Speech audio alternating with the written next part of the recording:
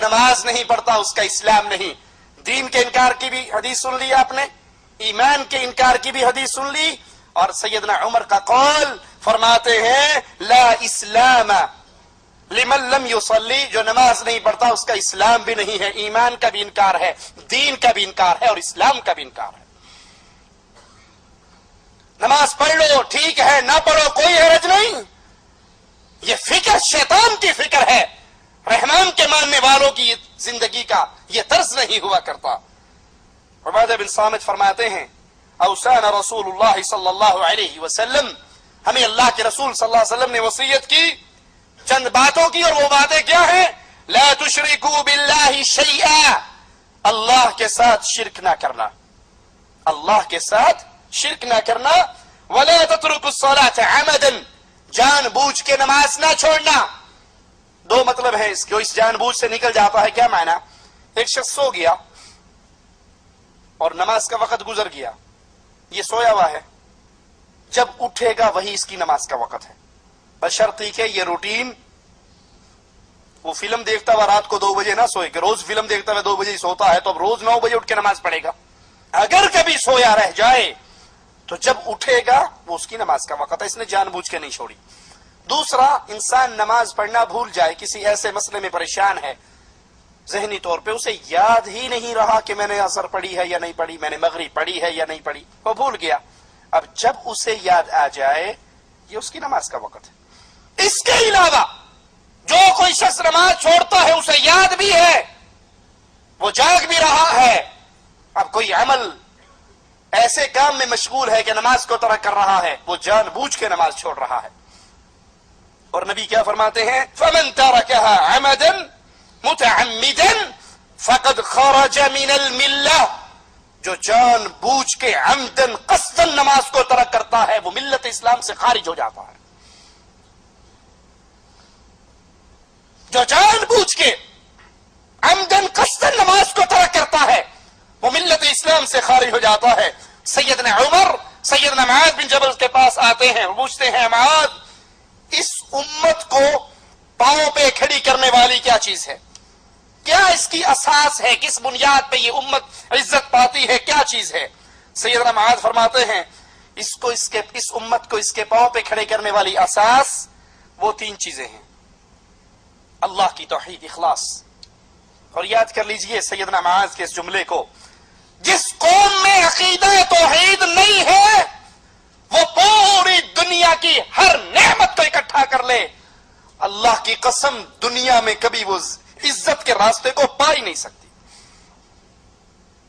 آج بھی آپ پوری دنیا پہ نظر دوڑائیں, ہر طرف اہل کفر اہل ایمان کو مار رہے ہیں, اور اگر آپ غور سے دیکھیں گے اس ظلم کی بنیادی وجہ اللہ کے ساتھ شرک اکبر ہے.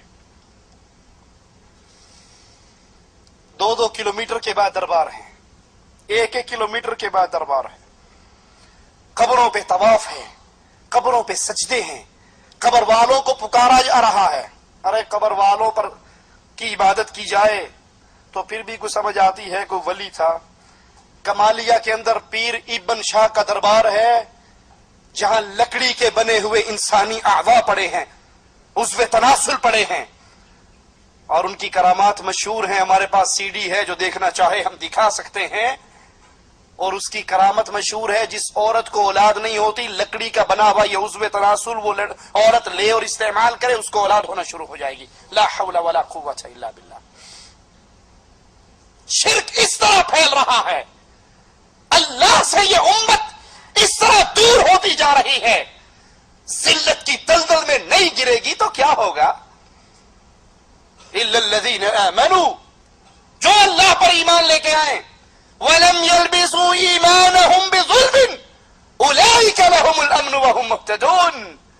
ایمان لانے کے بعد اگر وہ شرک نہ کریں, ان کے لیے امن بھی ہے اور ان کے لیے ہدایت بھی ہے. اور جو کلمہ پڑھنے کے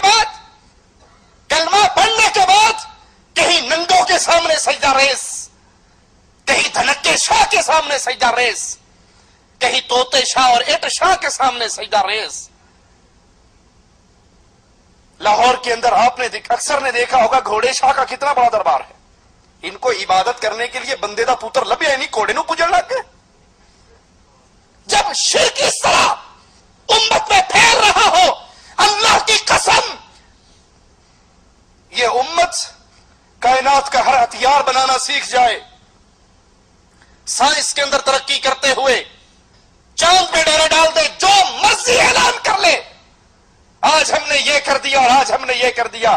جو رب کو نہیں پہچانتی وہ عزت پا سکتی؟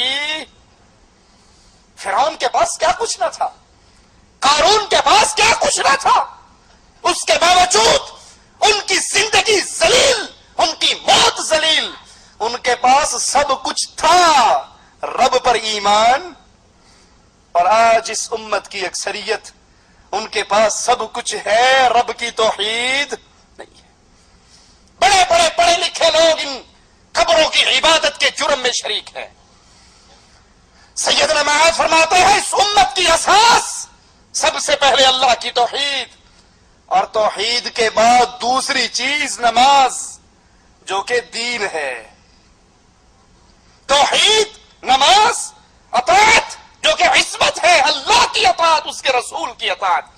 امت میں اگر تین چیزیں باقی رہیں گی یہ امت کو کوئی ذلیل کر سکتا؟ اور اگر توحید نہ رہے، نماز نہ رہے، رب رسول کی اطاعت نہ رہے، اس امت کو عزت کی راہ پہ کوئی چلا نہیں سکتا.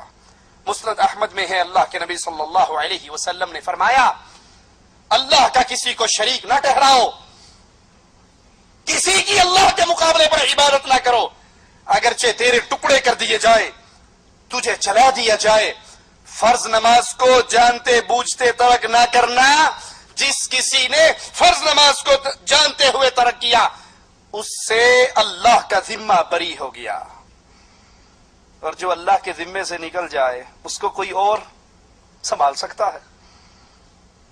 مجھے یاد ہے ہماری کمپنی کے ایک سعودی ملازم ریاض سے خرج جاتے ہوئے اس کا ایکسیڈنٹ ہوا اور اس کی گاڑی 3-4 دفعہ الٹی ہوئی.